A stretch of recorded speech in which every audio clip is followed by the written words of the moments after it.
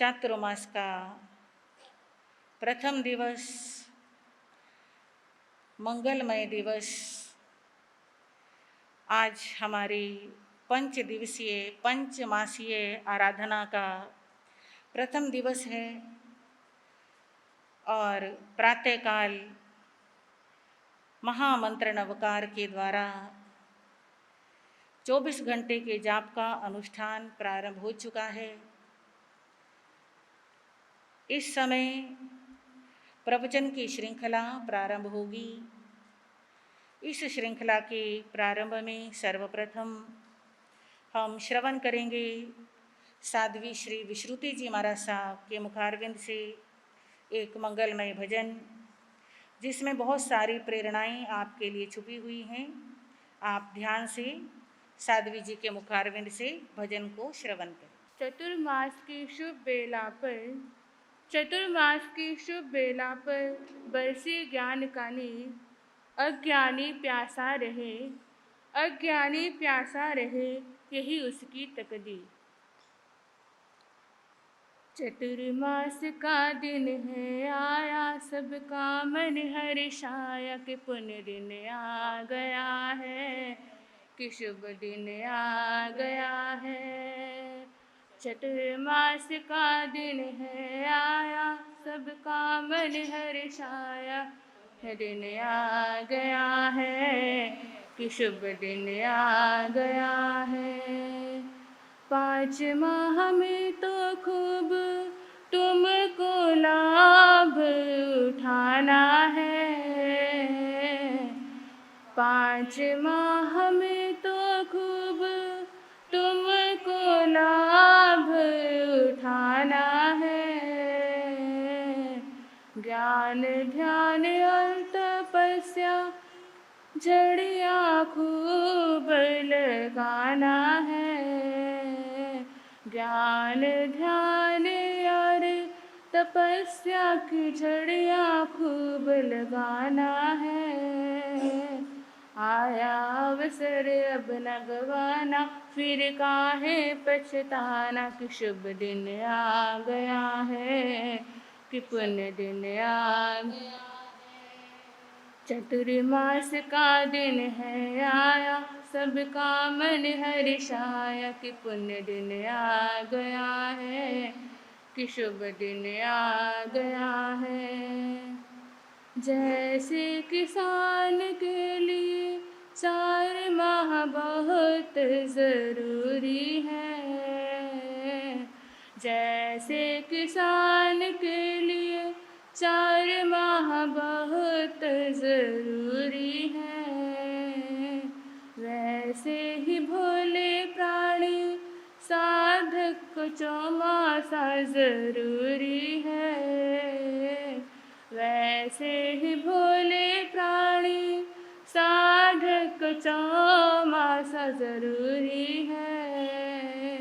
धर्म ध्यान में पुरुषार्थ करना, यथार्थ कुछ कमाना, कि पुण्य दिन आ गया है, कि शुभ दिन आ गया है।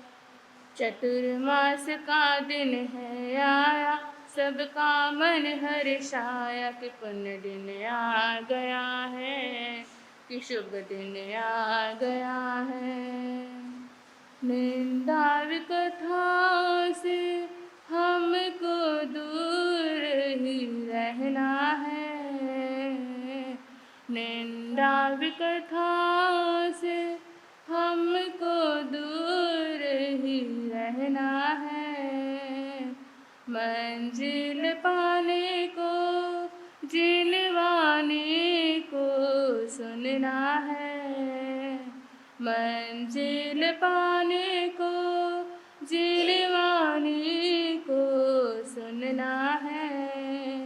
अब तो समझ ले प्यारे मुसाफिर, क्षण ना व्यर्थ गवाना, कि पुण्य दिन आ गया है, कि शुभ दिन आ गया है। चतुर्मास का दिन है आया, सबका मन हर्षाया, कि पुण्य दिन आ गया है, कि शुभ दिन आ गया है। चतुर्मास का दिन है आया, सबका मन हर्षाया कि पुण्य दिन आ गया है, कि शुभ दिन आ गया है। बोले भगवान महावीर स्वामी की जय। एक भजन के बाद आज का वक्तव्य प्रारंभ करेंगे।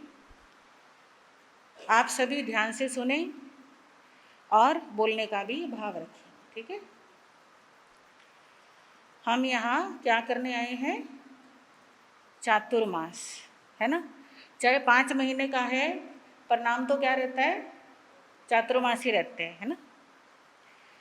आए हम करने को चौमास यहाँ, सबने उठाना है लाभ यहाँ। करने को चौमास यहाँ, सबने उठाना है लाभ यहाँ। क्या करना है? सबसे पहला काम मिल के आना सत्संग में, मिल के आना सत्संग में, धर्म कमाना प्रवचन में, धर्म कमाना प्रवचन। आज पहला दिन है, चातुर्मासिक पक्षी का दिन है। इस वजह से आज हमारे क्षेत्र न्यू किचलू नगर में 24 घंटे का जाप होगा। आज कितने घंटे का जाप है? अखंड जाप 24 घंटे दिन और रात। कहते हैं एक बार भी जो नवकार मंत्र पढ़ लेता है उसके करोड़ों जन्मों के पाप। हाँ जी, मानते हो इस बात को? कौन कौन मानता है? कौन कौन मानता है? एक बार भी पढ़ने मात्र से करोड़ों जन्मों के पाप नष्ट हो जाते हैं, झड़ जाते हैं। और जो 24 घंटे जाप होगा उसका कितना अधिक प्रभाव होगा। और कल से कितने घंटे का जाप होना है? कितने घंटे का? 16 घंटे का, सुबह 6 बजे से रात के 10 बजे तक। Very good. 16 घंटे नवकार पाठ होगा, दिन रात धर्म का ठाठ होगा। 16 घंटे नवकार पाठ होगा, दिन रात धर्म का ठाठ होगा। भक्ति से मिलके जो जाप करे, बलिहार उस पे जहान होगा। भक्ति से मिलके जो जाप करे, बलिहार उन पे जहान होगा। रोज स्थानक आएंगे भाई बहन मिलके, रोज जाप नवकार जप के कर्म खपाएंगे, जाप नवकार जप के कर्म खपाएंगे। रोज आना इस जाप में, बोलो इस जाप में लाभ उठाना चौमास में, लाभ उठाना चौमास में। आए हम करने को चौमास यहाँ, सबको उठाना है लाभ यहाँ। आए हम करने को चौमास यहाँ,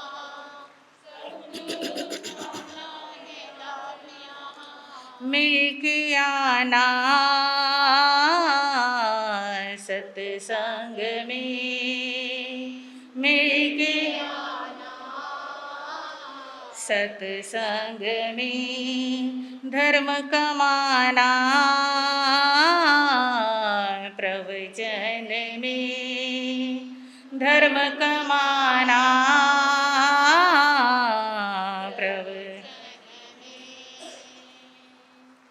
प्रतिदिन प्रवचन होगा, जिन वाणी का अध्ययन होगा। तो प्रवचन का समय क्या है? सबकी आवाज नहीं आई। जो भी बहनें आ रही हैं, प्रवचन का समय क्या है? क्या है बहन प्रवचन का समय? 8 से 9। अभी क्या बज रहा है? हाँ, सभी को याद रखना है, प्रवचन का समय 8 से 9। 8 से 9 का मतलब 8 से 9, ठीक है। 8 से 9 प्रवचन होना है, जिन वाणी का श्रवण करना है। 8 से 9 प्रवचन होना है, जिन वाणी का श्रवण करना है। सुन कर के श्रद्धा को लाना है, आचरण से सार्थक बनाना है। सुन कर के श्रद्धा को लाना है, आचरण से सार्थक बनाना है। 2 चीज़ों का ध्यान रखना। एक तो 8 बजे से पहले पहुंचना, दूसरा सहारा लगा के आंखें बंद करके नहीं बैठना। दूसरी चीज़ क्या है? सहारा लगा के, अब कुर्सी पे बैठना तो मजबूरी हो गई, पर जब सहारा लगा के बैठेंगे और आंखें बंद करके बैठेंगे तो फिर मिठी मिठी नींदिया, है ना। घर पे चाहे आए ना आए, पर प्रवचन में आ ही जाएगी। तो उस नींदिया से बचना है तो ना सहारा लगाना, ना आंखें बंद करनी। बहुत अच्छे।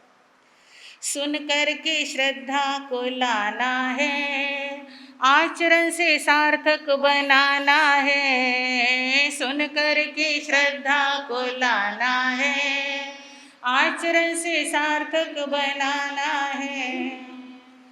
तो क्या सुनने को मिलेगा? कभी उत्तराध्ययन के पावन वचन, कभी उत्तराध्ययन के पावन, कभी ज्ञाता धर्म का करना मनन, कभी ज्ञाता धर्म का करना मगन होना सुन कर के, मगन होना सुन कर के, भव से तरना सुन कर के, भव से तरना सुन कर। प्रत्येक शनिवार को प्रवचन के समय सामूहिक जाप होगा 8 बजे से 9 बजे तक, ठीक है। 1 घंटा क्या होगा? सामूहिक जाप। कभी लोगस का, कभी नमोत्थनम का, कभी उपसघर्म का, कभी तीजे पोत का, अलग अलग जो हमारे आगमों से लिए गए हैं, आगमों की गाथाएं हैं, उनका हम क्या करेंगे? जाप करेंगे। हर शनिवार विशेष पाठ होगा, रौनक का उस दिन ठाठ होगा। हर शनिवार विशेष पाठ होगा, रौनक का उस दिन ठाठ होगा। उसका अनिष्ट टल जाएगा, इस पाठ में जो भी आएगा। उसका अनिष्ट टल जाएगा, इस पाठ में जो भी आएगा। अलग अलग मंत्रों के द्वारा, पाठों के द्वारा हम अपने तीर्थंकर भगवंतों का स्मरण करेंगे, उनका ध्यान करेंगे, उनको याद करेंगे, ठीक है। कभी वीर प्रभु, कभी आदि प्रभु, कभी वीर प्रभु, कभी आदि प्रभु, कभी चिंतामणि पारसनाथ प्रभु, कभी चिंतामणि पारसनाथ प्रभु। स्तवन करना मिल करके, स्तवन करना। ध्यान इधर, थोड़ा जोर से बोलो। क्या करना? स्तवन करना मिल करके, स्तवन करना मिल करके। भक्ति करना हिल मिल के, भक्ति करना हिल। दोपहर बाद 3:15 से 4:15 बजे बहनों के लिए, महिलाओं के लिए, युवकों के लिए, जो भी आना चाहें, संस्कार शिविर होगा, या ऐसे कह सकते हो कि स्वाध्याय होगा। उसमें 25 बोल, 9 तत्व, आगमों का स्वाध्याय कुछ लगाया जाएगा, जो कि याद भी कराया जाएगा, समझाया जाएगा। वो आज से प्रारंभ होगा, क्योंकि चातुर्मास आज शुरू है ना, तो आज जाप शुरू हुआ, आज प्रवचन शुरू हुआ, आज ही वो स्वाध्याय शिविर भी शुरू होगा। बहनों, क्या समय रहेगा? एग्जैक्ट 3:15 बजे से 4:15 बजे तक। और बच्चों के लिए 5वीं 6ठी क्लास से लेकर के 3री क्लास से भी आ सकते हैं, अलग अलग ग्रुप बना लेंगे। बच्चों का भी 10वीं 12वीं तक के बच्चे आ सकते हैं, उससे बड़े भी आना चाहे तो आ सकते हैं। तो उसका समय रहेगा हमारा 6 बजे से 7 बजे तक। कौन सा समय रहेगा? 6 बजे से 7 बजे तक। उसमें बच्चों को भी अलग अलग तरीके से समझाया जाएगा, पढ़ाया जाएगा, उनको भी ज्ञानवर्धन किया जाएगा। तो सभी को ध्यान रखना है, प्रवचन में तो सभी को आना है, बच्चों को भी, बड़ों को भी, बहनों को भी, भाइयों को भी अधिक से अधिक संख्या में आना है। सबसे अधिक जोर लगाना है प्रवचन की उपस्थिति पर, ठीक है? क्योंकि प्रवचन ही हमारी असली दुकान होती है ना? कितने दूर दूर से साधु संत आते हैं, तो हमारी असली दुकान, सबसे पहली दुकान होती है प्रवचन। तो खूब जोर लगाना, जो नहीं भी आ सकते हैं उनको भी किसी ना किसी तरह करके लेकर के आने का प्रयास करना है। एक दूसरे का सहयोग करना है कि किसी के घर में कोई लाने वाला नहीं है, छोड़ के आने वाला नहीं है, भाई बच्चे सब चले गए हैं तो कौन लेकर के आए, तो एक दूसरे को लेकर के भी आना है सब। दोपहर में स्वाध्याय और शाम को बच्चों के लिए शिविर होगा। और प्रत्येक सप्ताह प्रश्न मंच होगा, प्रत्येक सप्ताह प्रश्न मंच होगा। जो भी दिन आप फिक्स करोगे, वैसे शनिवार को होता है दोपहर के समय, उसमें महिलाएं, युवक सभी लाभ ले सकते हैं। उसका एक सिस्टम है कि हम आपको सिलेबस देंगे याद करने के लिए, question with answers. 100 question, 150 question हम आपको देंगे।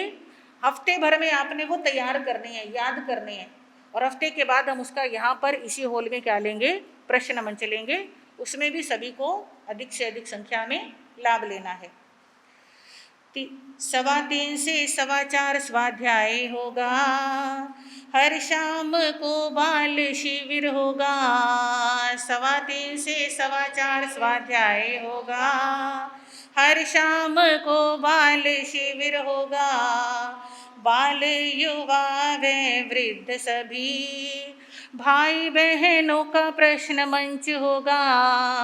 बाल, युवा व वृद्ध सभी भाई बहनों का प्रश्न मंच होगा। सही उत्तर दोगे तो इनाम मिलेगा। क्या मिलेगा? क्या मिलेगा? कब मिलेगा? जब सही उत्तर दोगे, ठीक है?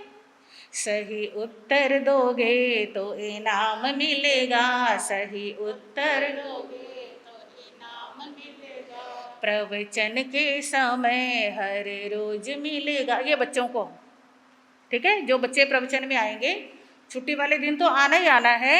उसके अलावा भी जो बच्चे आएंगे प्रवचन के समय, जैसे ये बच्चे बैठ के समाइक कर रहे हैं, ऐसे समाइक करेंगे तो उनको भी क्या मिलेगा? बहुत अच्छा सा, प्यारा सा, सुंदर सा गिफ्ट मिलेगा, है ना? प्रवचन के समय हर रोज मिलेगा। सुबह की प्रार्थना में आना सभी। सुबह भी 5 से 6 प्रार्थना होती है। जो यहाँ हॉल में बैठ के सुनना चाहें हॉल में सुन सकते हैं, जो घर बैठ के सुनना चाहें वो घर बैठे भी सुन सकते हैं। सुबह की प्रार्थना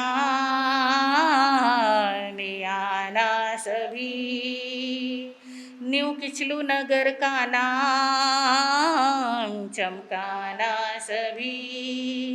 आए हम करने को चौमास यहाँ, सबको उठाना है लाभ यहाँ। आए हम करने को चौमास यहाँ, सबको उठाना है लाभ यहाँ। मिलके आना सत्संग में, मिलके आना सत्संग में, लाभ उठाना प्रवचन में, लाभ उठाना प्रवचन में। बोलिए भगवान महावीर स्वामी की, चिंतामणि श्री पार्श्वनाथ भगवान की। पंच परमेष्ठी भगवान का ध्यान करते हुए हाथ जोड़कर आंखें बंद करके सभी मिलकर बोलेंगे, कोई भी चुप नहीं रहेंगे। अरिहंतों को नमस्कार, सब सिद्धों नमस्कार, आचार्यों को नमस्कार, उपाध्यायों को नमस्कार, जग में जितने साधु जन हैं, जग में जितने साधु उन सबको वंदन बार बार। अरिहंतों को नमस्कार, अरिहंतों को नमस्कार, अरिहंतों को नमस्कार। माँ जिन वाणी के चरणों में तेरी वीणा का मुझे तार अगर मिल जाए, तेरी वीणा का मुझे तार, और फिर तार में झनकार अगर मिल जाए, और फिर तार में झनकार। माँ जिन वाणी साथ है तो समंदर भी पार कर लूंगी, माँ जिन वाणी साथ है तो समंदर भी पार कर लूंगी। तेरे आशीष की पतवार अगर मिल जाए, तेरे आशीष की पतवार अगर मिल जाए, तेरे आशीष की पतवार। साहू गोयम पन्नाते चिन्हों में संसोए मो, नमो ते संसयाय सब सुतम होयहि। श्री महावीराय नमः। जय आत्म, जय आनंद, जय देवेंद्र, जय शिव, जय शशिकांता, जय सरिता, जय अजय, जय मंजुला। आगम ज्ञाता उपाध्याय भगवन पूज्य गुरुदेव श्री जितेंद्र गुरुवे नमः। गुरु चरणों में रहकर ये बुद्धि जो भी कुछ स्वीकार कर पाई, कुछ आपके समक्ष रखने का प्रयास करूं। श्रमण भगवान महावीर स्वामी की अंतिम देशना श्रीमद् उत्तराध्ययन सूत्र, प्रथम अध्ययन, जिसमें फरमाया गया है एक साधक अपने जीवन के अंदर काल अर्थात समय को देख कर चले। जिस समय जो कार्य करना है या जिस कार्य का जो समय निश्चित किया गया है, उस कार्य को उसी समय पर करें। यानी कि समय का पाबंद बने। भिक्षा लेने के लिए जाना है तो भिक्षा के समय पर जाए। भिक्षा का समय व्यतीत होने के बाद अगर भिक्षा लेने जाएगा तो हाँ जी, स्वाध्याय के समय स्वाध्याय करे, ध्यान के समय ध्यान करे। जो भी कार्य करना है वो कैसे करे? समय का ध्यान रखते हुए करे। वैदिक संस्कृति के अंदर भी कहा गया है, न कालम अतिवर्तन्ते महान्ते स्वेषु कर्मसु। जो महान पुरुष होते हैं वे अपने कार्य को समय पर पूरा करते हैं। समय पे शुरू करना और समय पर पूरा करना। क्यों? इसका क्या कारण है? कारण ये है, कार्य की सफलता में काल का बहुत अधिक योगदान होता है। जैसे जो समय आपने भोजन का निश्चित किया है उसी समय भोजन कर लेते हैं तो भूख भी लगी होती है, मन भी तैयार होता है और शरीर भी तैयार होता है, वो भोजन ठीक से पचता भी है। नींद का जो समय निश्चित किया है उसी समय अगर आप नींद ले लेते हैं तो ठीक से नींद पूरी होती है, शरीर को विश्राम मिलता है, तन मन को आराम मिलता है। वो नींद सुकून देने वाली होती है। और नींद वाला समय अगर निकाल दिया तो क्या होता है? फिर नींद नहीं आती है। तो जैसे भोजन और नींद अपने समय पर अधिक अच्छी प्रकार से आते हैं, वैसे हर कार्य का समय होता है। बचपन में पढ़ने की उम्र होती है, हाँ जी, उस समय पढ़ाई नहीं की तो बाद में पढ़ाई नहीं होती।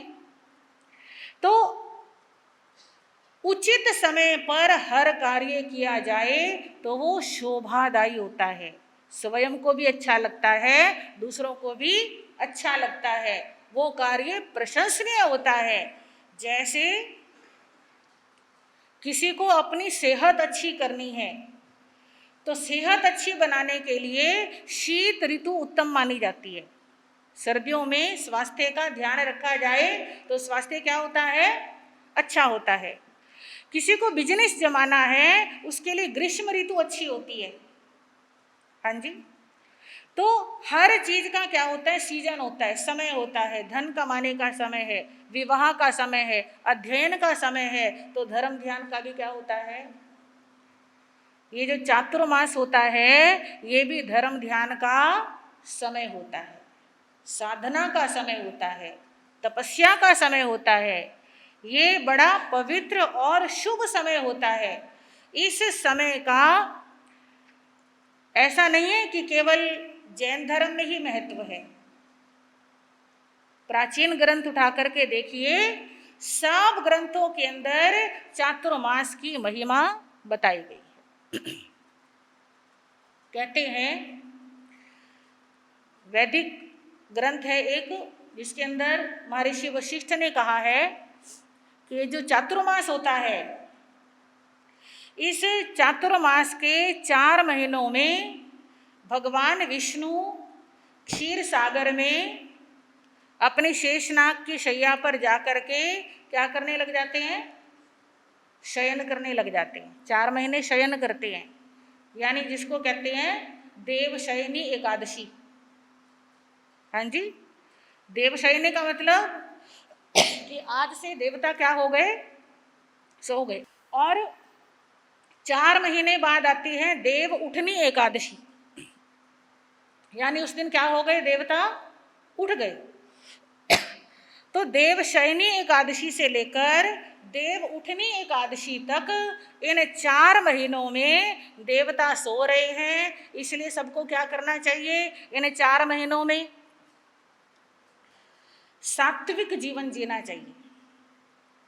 एक समय भोजन करें, ज्यादा से ज्यादा मौन करें, कम से कम बोलना, कम से कम खाना। हाँ जी, ज्यादा नहीं भोजन करना, ज्यादा नहीं बोलना, जमीन पर सोना, ब्रह्मचर्य का पालन करना, झूठ नहीं बोलना, गाली गलौच नहीं करनी, निंदा चुगली नहीं करनी, कोई गलत काम नहीं करना। क्यों? कहते हैं जैसे देश की सीमा पर खड़े हुए जवान अगर सो जाए तो देश की रक्षा कौन करेगा? तो देशवासियों को स्वयं ही चिंतित होना पड़ता है। ऐसे ही जब देवता सो गए तो आपकी रक्षा करने वाला कोई नहीं है। इसलिए गलत वृत्तियों से, गलत आचरण से अपनी रक्षा स्वयं करो। ये एक लॉजिक है कि इन महीनों में अधिक से अधिक धर्म की आराधना करो और पाप कार्यों से बचो। हमारी संस्कृति के हिसाब से देखा जाए तो देवता कभी सोते नहीं है। श्रमण संस्कृति के ग्रंथों के हिसाब से देखा जाए तो देवी देवता सोते नहीं है। ये एक प्रतीक है कि हम क्या करें, अपनी वृत्तियों को संकुचित करें। अपनी जो हमने इधर उधर के प्लान बना रखे हैं, वहाँ घूमने जाना है, वहाँ घूमने जाना है, ये करना है, वो करना है, उन सब कार्यों को छोड़ करके कहाँ बैठे, संकुचित होकर के बैठे। 10वें कालिक सूत्र में भगवान ने कहा है कि वर्षावास के इन 4 महीनों में वासासु पड़ी संलीना, वर्षा ऋतु में साधक प्रति संलीन हो जाए, एकांत में आ जाए, अनावश्यक घूमना फिरना नहीं। क्यों? क्या कारण है इसका? कहते हैं भगवान श्री अरिष्ट नेमि जी से श्री कृष्ण जी ने पूछा कि प्रभु ये साधु साध्वी चातुर्मास करते हैं, क्यों करते हैं? खाली साधु साध्वी ही नहीं करते, तीर्थंकर भगवान भी चातुर्मास करते हैं। हाँ जी, जिन्होंने केवल ज्ञान पा लिया वे भी क्या करते हैं, चातुर्मास करते हैं। तो क्यों करते हैं? चातुर्मास का क्या महत्व है? तो भगवान ने बताया चातुर्मास के जो 4 महीने होते हैं इसमें 2 ऋतुएं आती हैं। कौन कौन सी? पहले के 2 महीने वर्षा ऋतु और बाद के 2 महीने शरद ऋतु आती है। यानी सावन भादो वर्षा ऋतु के, आसुज और कार्तिक शरद ऋतु के होते हैं। इन दिनों में वर्षा होती है। वर्षा होने से जो जमीन के ऊपर गर्मी होती है वो गर्मी खत्म होती है, और जो जमीन के अंदर रहने वाले जीव हैं उनके बिलों में पानी चला जाता है, वे जीव सब निकल निकल के बाहर आने लग जाते हैं, और स्थान स्थान पे काई लग जाती है। काई के अंदर भी जीव होते हैं, है ना? कहीं हरे रंग की होती है, काले रंग की होती है, नीले रंग की होती है, कई जगह बिल्कुल मिट्टी जैसे रंग की भी होती है। तो वो सब जीव होते हैं। अगर हम अनावश्यक ही इधर उधर जाएंगे तो उन जीवों पर पांव पड़ने की संभावना 100% है। पैदल चलेंगे तो पांव पड़ेंगे, और गाड़ियां घुमाएंगे तो, हाँ जी, पहियों के नीचे क्या होना है? पहले तो गाड़ियां नहीं होती थी, हाथी घोड़े होते थे, रथ होते थे, या पैदल चलते थे। तो जितने भी साधु साध्वी हैं, पहले तो वैदिक ऋषि और जो बौद्ध भिक्षु होते हैं वो भी चातुर्मास करते थे। अब ये परंपरा केवल जैन धर्म में ही रह गई है कि जैन धर्म में, क्योंकि जैन धर्म में 4 महीने का चौमासा होता है, वैदिक और बौद्ध में 2 महीने का करने लगे हैं। पहले 4 महीने का करते थे, अब 2 महीने का करते हैं। तो उन जीवों की रक्षा के लिए हमारा धर्म तो टिका ही किसके ऊपर है? हमारा जैन धर्म किस पर टिका है? अहिंसा के ऊपर टिका है, जीव दया के ऊपर टिका है। और चातुर्मास के दो ही उद्देश्य होते हैं मेन, एक जीव रक्षा, एक धर्म आराधना। दो ही लक्ष्य होते हैं। कौन कौन से? मैं आपसे क्वेश्चन पूछा करूंगी प्रवचन में, बाद में भी पूछा करूंगी, ठीक है? पीछे वाली बहनें बताओ, चातुर्मास के दो उद्देश्य कौन से हैं? जीवों की रक्षा और धर्म की आराधना। तो भगवान ऋषिनेमि जी ने फरमाया कि जीवों की रक्षा करने के लिए साधु साध्वी क्या करते हैं? एक ही स्थान पर रहते हैं, ज़्यादा दूर जाते नहीं है। भिक्षा के लिए भी, हाँ जी, ज़्यादा दूर दूर नहीं जाना होता है। हिसाब से अपने अपने क्षेत्र में एक मर्यादा बनाई गई है कि बहुत इमरजेंसी हो तो भी 7 किलोमीटर से ज़्यादा बाहर तो जाना ही नहीं है। 7 किलोमीटर के अंदर अंदर चारों सब दिशाओं में, है ना? तो एक लिमिट बनाई गई है तो जीवों की रक्षा के लिए। हालांकि साधु साध्वी नंगे पांव चलते हैं और साधु साध्वी इरिया समिति का पालन करते हैं। इरिया समिति का पालन करने का मतलब, इरिया समिति किसे कहते हैं? नीचे देख देख के चलना। इरिया समिति का मतलब होता है एक कदम रखना है तो कदम रखने से पहले उस जगह को क्या कर लेना? देख लेना कि वहां पे कोई जीव तो, हाँ जी, छोटी छोटी चींटियां होती हैं, कीड़े मकोड़े होते हैं, और भी ऐसे भी होते हैं जो नजर नहीं आते हैं, पर फिर भी देख करके चले। तो साधु साध्वी तो नंगे पांव चलते हैं, पैदल चलते हैं, देख देख कर चलते हैं, फिर भी जीवों की रक्षा के लिए क्या करते हैं? चातुर्मास करते हैं। तो ये चातुर्मास का क्या होता है? नियम होता है। और फिर 8 महीने विहार करने होते हैं। तो विहारों के अंदर थोड़ा सा स्वाध्याय में भी विघ्न पड़ता है, हाँ जी, थोड़ा ध्यान में भी विघ्न पड़ता है। यानी कि जो साधना एक स्थान पे रह करके हो सकती है वो विहारों में कंटिन्यू नहीं हो पाती है। अब देखो, चातुर्मास में एक जगह पे रहते हैं तो 4 महीने निरंतर प्रवचन होता है, और खुले दिनों में कभी हो गया कभी नहीं हो गया, कहीं हो गया कहीं नहीं हुआ। और श्रावक श्राविका भी चातुर्मास से पहले सबको पता होता है कि हमारे क्षेत्र में चातुर्मास है और हमारे क्षेत्र में प्रवचन होना है, हमारे स्थानक में साध्वी जी विराजमान है और पूरे चमासे यहीं पे रहेंगे, कहीं जाने वाले नहीं है। तो श्रावक श्राविका भी लगातार पूरे चातुर्मास में लाभ ले सकते हैं। वो बात खुले दिनों में नहीं बनती है। ऐसे त्याग तपस्या के मामले में है, ऐसे जाप के मामले में है। तो साधना भी चातुर्मास काल के दौरान साधना निरंतर होती है और खुले दिनों में साधना हो नहीं पाती है। तो इस वजह से मतलब साधु साध्वी करते तो हैं पर उस सिस्टम से नहीं हो पाती है। श्रावक श्राविका भी करते हैं, करने वाले बहुत करते हैं, पर जो रूटीन चातुर्मास में बनता है वो खुले दिनों में नहीं बनता है। इसलिए चातुर्मास का विशेष महत्व होता है। तो ये कौन बता रहे हैं? कौन बता रहे हैं? भगवान ऋषिनेमि जी किसको बता रहे हैं? श्री कृष्ण जी को बता रहे हैं। तो श्री कृष्ण जी को बात समझ में आई, बड़े विद्वान थे, ज्ञानी थे, हाँ जी। तो उन्होंने भगवान से कहा कि प्रभु, अगर साधु साध्वी के पांव के नीचे जीव आए, वो मरता है और उसका पाप लगता है, तो हम गृहस्थ लोग भी जब चलते हैं हमारे पांव के नीचे जीव आता है तो पाप तो हमें भी लगेगा। ऐसा तो नहीं कि पाप बस साधु साध्वियों को ही लगता है, आपको नहीं लगता। हाँ जी, जो पाप करेगा उसको पाप लगेगा। तो श्री कृष्ण जी ने भी प्रतिज्ञा कर ली कि प्रभु, चातुर्मास काल के दौरान मैं भी ये प्रतिज्ञा करता हूं कि अपने नगर से बाहर नहीं जाऊंगा। कैसा भी कोई भी प्रसंग आ जाए, चातुर्मास में मैं अपने नगर में ही रहूंगा। ऐसे उन्होंने क्या कर ली? प्रतिज्ञा कर ली। देखो कितने अच्छे श्रावक थे। आने वाले समय में क्या बनने वाले हैं? तीर्थंकर बनने वाले हैं। तो कुछ किया है तभी बनने वाले हैं, कुछ नहीं करते तो, हाँ जी, किया हुआ कभी खाली नहीं जाता, करोगे तो मिलेगा जरूर। ये नहीं सोचना कि कोई मेरे जयकारे नहीं लगाता, कोई मेरा नाम नहीं पूछता, है ना। भाई हम थोड़ी सी भी तपस्या करते हैं तो सोचते हैं कि सबको पता चलना चाहिए कि हमने तपस्या की है।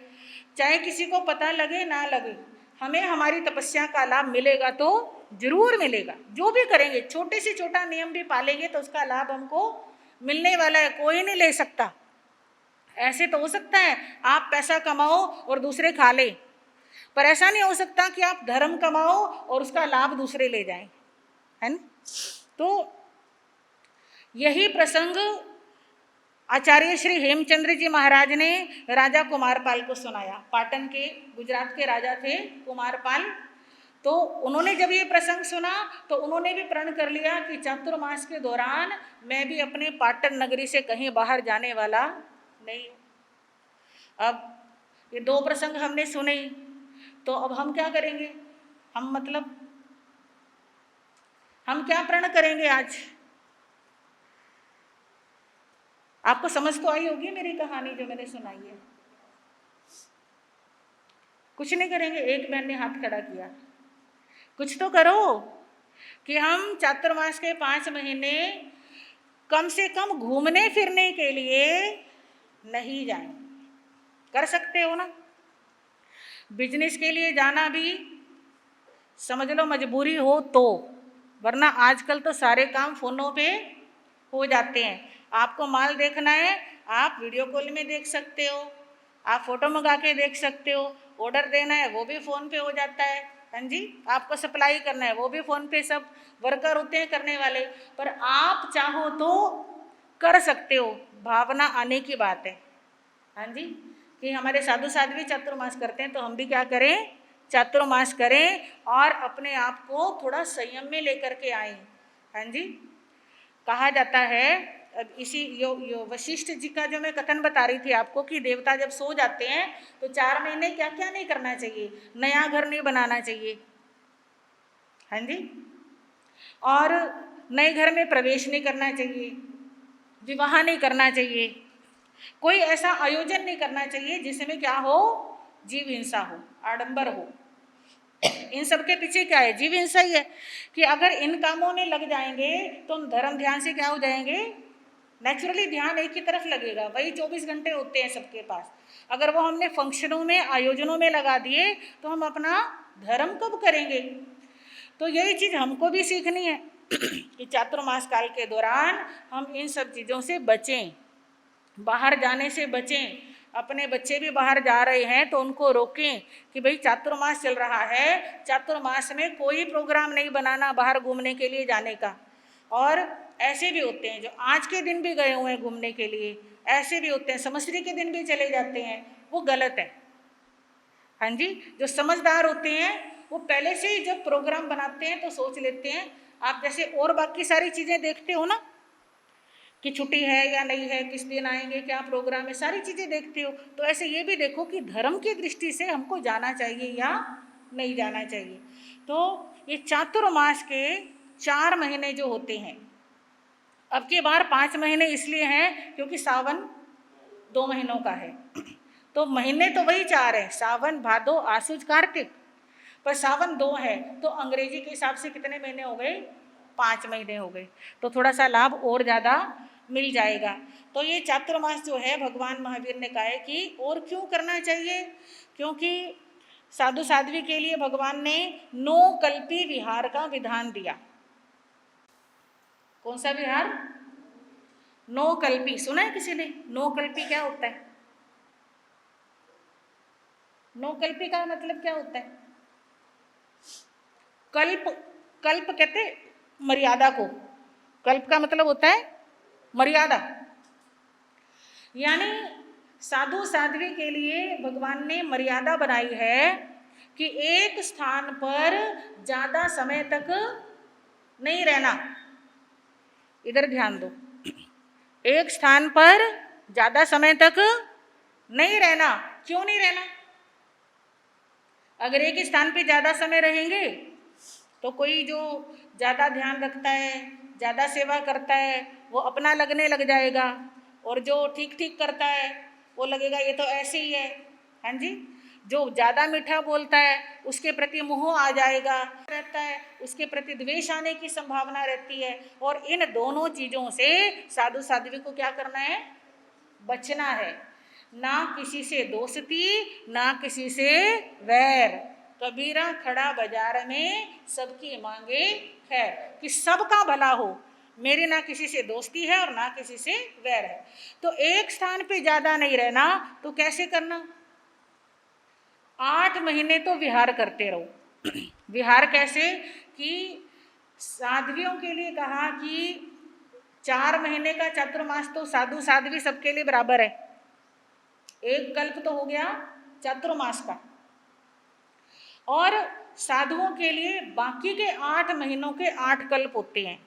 कि अगर साधु एक स्थान पे रुकना चाहे तो 1 महीने से ज्यादा, हाँ जी, अब 1 महीने से ज्यादा नहीं रुकना तो विहार करना है, तो वो 8 कल्प 8 महीने के हो गए और 1 कल्प चातुर्मास का हो गया। और साध्वियों के लिए विधान है कि साध्वियां अगर एक स्थान पे रुकना चाहें तो 2 महीने तक रुक सकती हैं।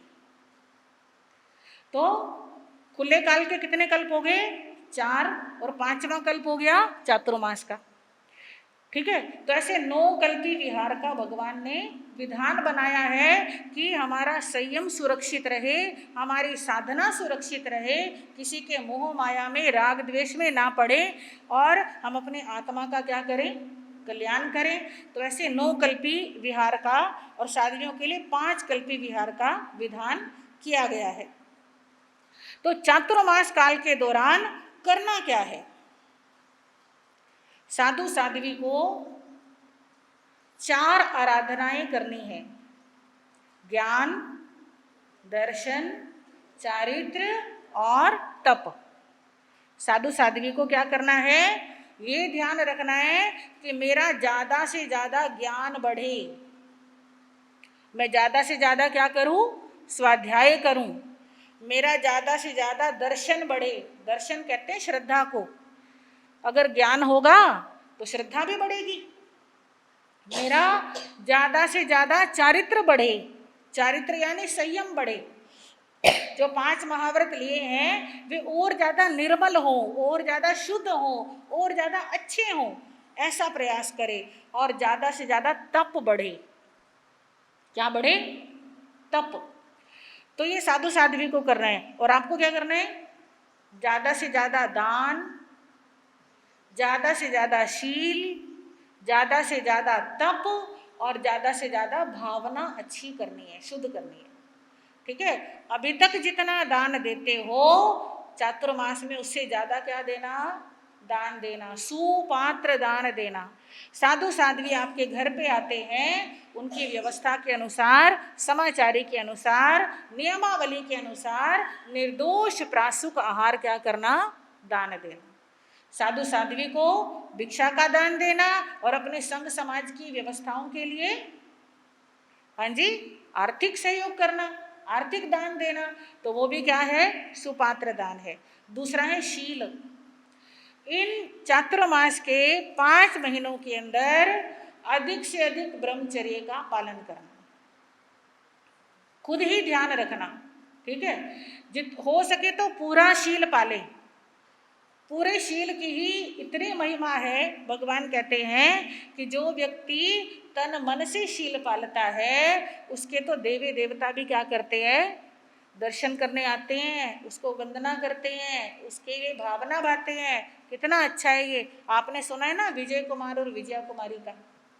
हाँ जी, शादी से पहले ही उन्होंने नियम ले लिया था। उनको पता नहीं था हमारी शादी होने वाली है।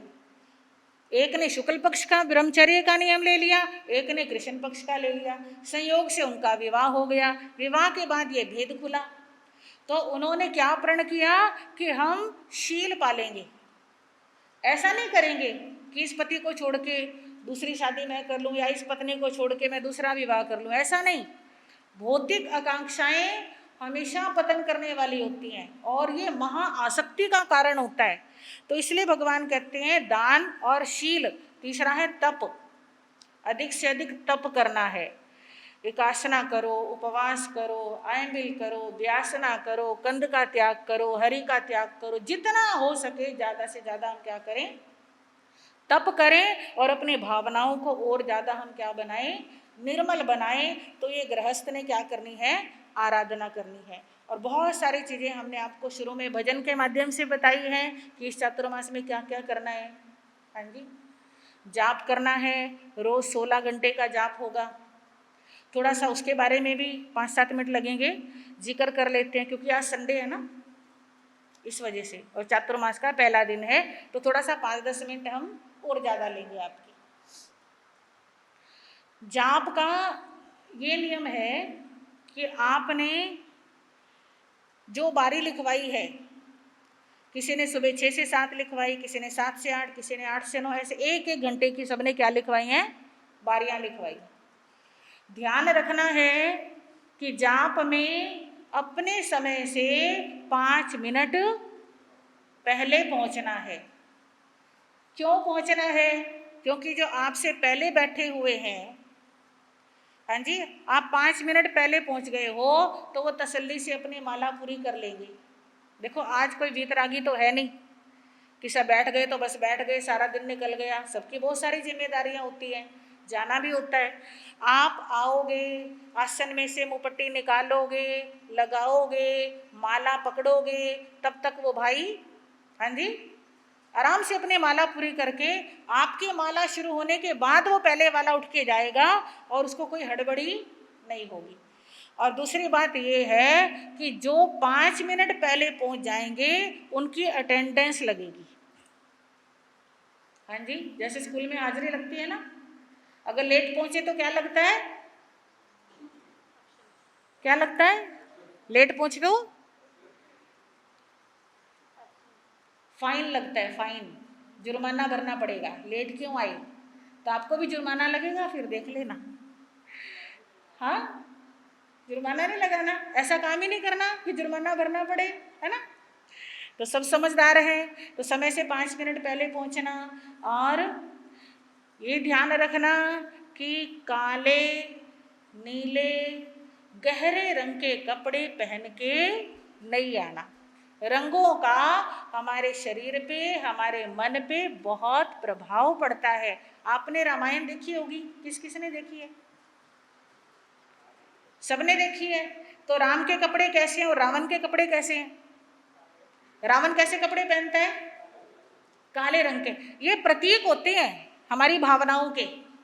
आजकल काले रंग का बहुत फैशन है, जिसको देखो वही काले रंग के कपड़े पहनते हैं। पर हमें ये ध्यान रखना है कि ये रंग जो होते हैं ये हमारी सात्विकता की पहचान भी होते हैं, क्योंकि इनका हमारे मन के ऊपर प्रभाव पड़ता है। देखो वाइट कुर्ते पजामे में, समाइक की ड्रेस में भाई बैठे हैं, देखते कितना अच्छा भाव आता है ना। तो आप रास्ते में भी आते हो, हमने मूर्ति पूजक समाज वाले भाइयों को देखा है, वो घर से मंदिर तक आते हैं तो समाइक वाली ड्रेस में ही आते हैं, है ना, आपने भी देखे होंगे। तो रास्ते से निकलने वालों को, देखने वालों को भी लगता है कि ये धर्म क्रिया करने जा रहे हैं, ये धर्म स्थान पे जा रहे हैं, कितने अच्छे लोग हैं, एकदम ऐसा भाव आता है। तो कपड़ों का हमारे ऊपर बहुत प्रभाव पड़ता है। तो क्या ध्यान रखना आपने, काले, नीले, गहरे रंग के कपड़े नहीं पहन के आने हैं। आप अगर वाइट पहन सकते हो वाइट पहनो, क्रीम पहनो, येलो पहनो, ऑरेंज पहनो, रेड पहनो, हल्के हल्के पिंक, बहुत सारे कलर है हल्के हल्के, वो पहन करके आए।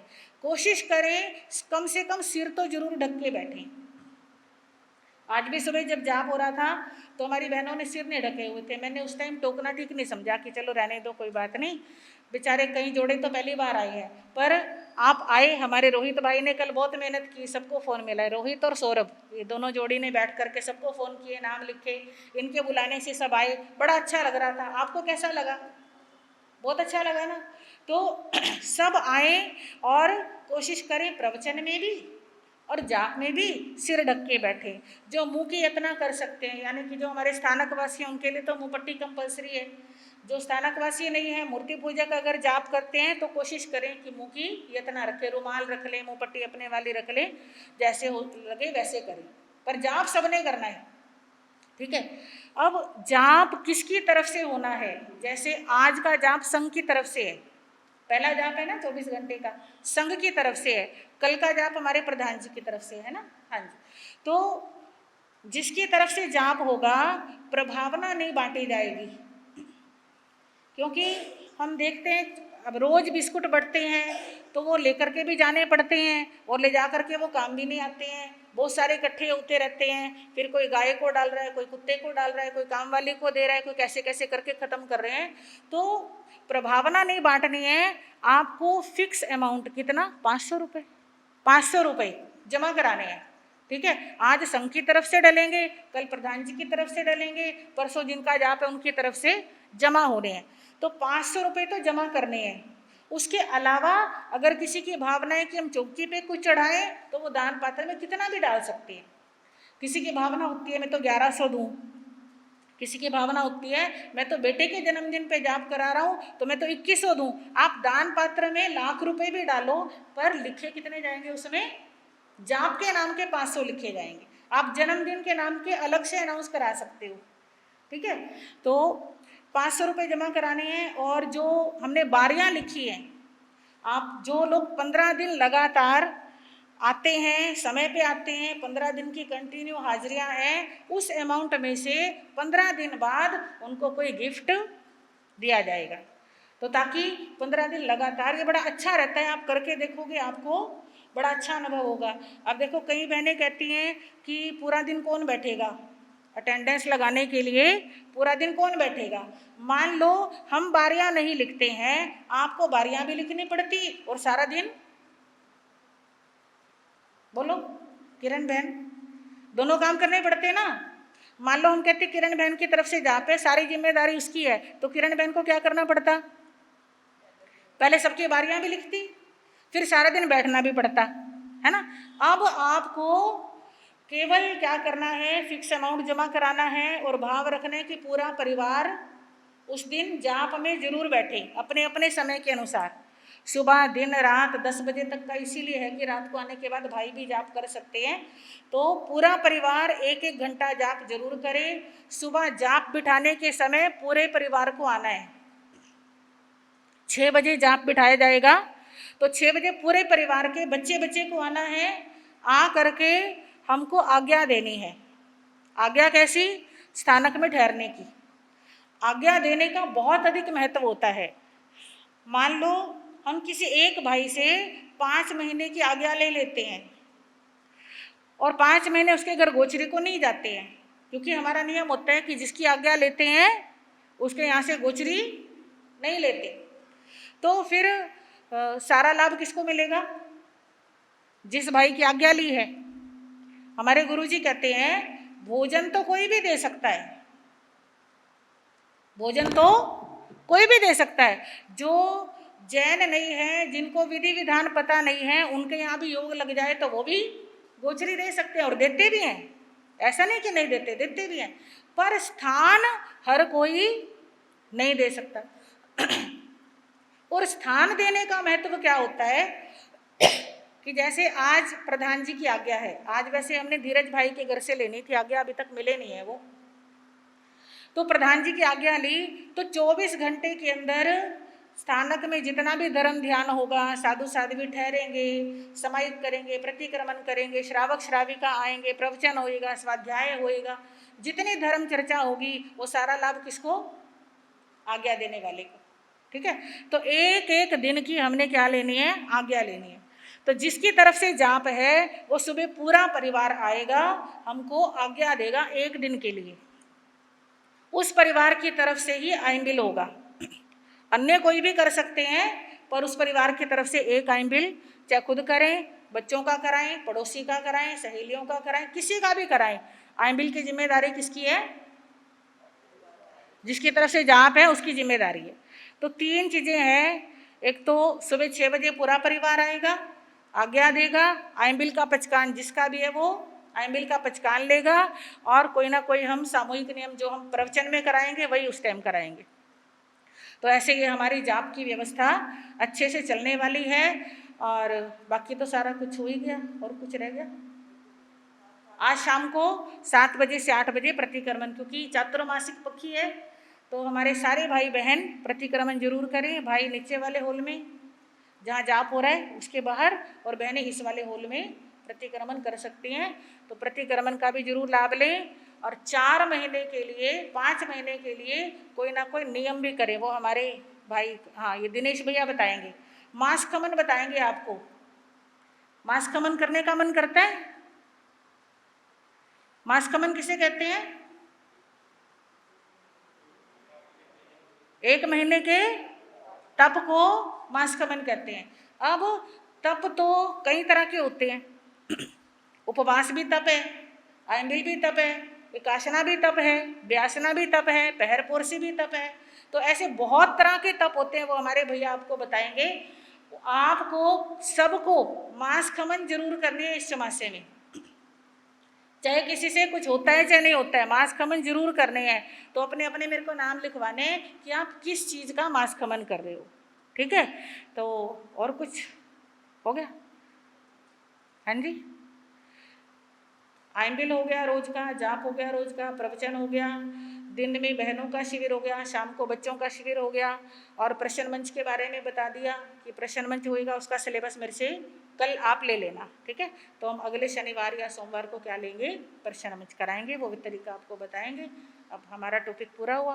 नमो हरिहंतानंग, नमो सिद्धानंग, नमो आयरियानंग, नमो विज्ञायानंग, नमो लोय सब साहुनंग, ऐसो पंच नमोकारो सब पावपनासनो, मंगलानंग च सव्वे सिंह पढ़मंग हवै मंगलम, चैता भारहंग वासंग चकवटी महिड़ियो, संति संति करे लोए पत्तो गई मणुक्तरंग, नमियोण सुरसुर गरुल भुवक परिबंदिये, गए किले से अरिहे सिद्धा हरियो वज्झाए सब साहुय, श्री चित्तारी मंगलम, अरिहंता मंगलम, सिद्धा मंगलम, साहू मंगलम, केवली पनतोदमो मंगलम, चत्तारी लोगुतमा, अरिहंता लोगुतमा, सिद्धा लोगुतमा, साहू लोगुतमा, केवली पनतोदमो लोगुतमा, चत्तारी शरणं पविज्यामि, अरिहंते शरणं पविज्यामि, सिद्धे शरणं पविज्यामि, साहू शरणं पविज्यामि, केवली पनत्तं धम्मं शरणं पविज्यामि। ये 4 शरणें दुख हरणे, मंगल करने और शरण नहीं कोई, जो भव प्राणी याद रखे अक्षय अजर अमर। शुभकामनाएं, मंगल। अपने नाम लिखवा के जाना सभी। आयो खड़ जाओ पीछे शोक जी तुम।